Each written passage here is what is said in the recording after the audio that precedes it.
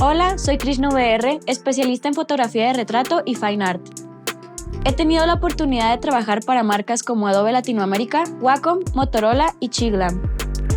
He expuesto mi obra y ganado concursos internacionales en países como Italia, Japón, Emiratos Árabes, entre otros. Mis sesiones fotográficas, unidas a una buena planeación y a un proceso bien estructurado de postproducción, me permiten crear imágenes poderosas y contar historias con ellas. Con las herramientas digitales de hoy podemos crear flujos de trabajo accesibles y efectivos.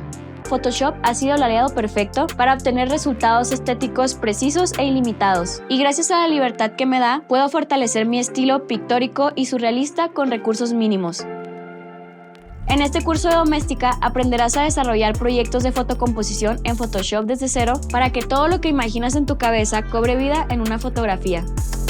Como proyecto final, crearás una composición hecha con más de un personaje, utilizando recursos creativos desde imágenes de stock hasta fotografías creadas por ti.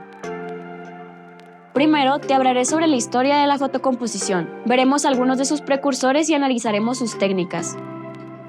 Te mostraré algunos de mis proyectos y te hablaré sobre los recursos que utilicé en ellos para planear nuestro proyecto final. Te enseñaré los materiales y equipo para la sesión y verás cómo preparo mi set fotográfico, desde los elementos que utilizo hasta la iluminación para que todas las fotos tengan coherencia. Haremos la sesión de fotos de los personajes que utilizaremos en nuestra composición, las revisaremos y las seleccionaremos para integrarlas en un solo lienzo en Photoshop. Te enseñaré las herramientas y el paso a paso de mi técnica para crear el proyecto final de una manera creativa.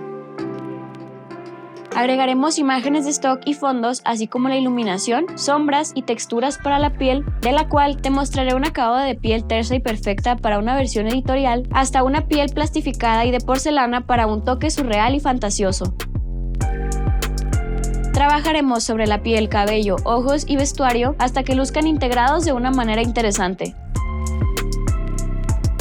Por último, te enseñaré a guardar tu archivo en distintos formatos y te diré cómo prepararlo para imprimirlo o entregarlo. Al terminar este curso, podrás plasmar tus ideas a través de una fotocomposición. Utiliza el retoque digital como recurso para añadir fantasía y surrealismo a tus fotografías.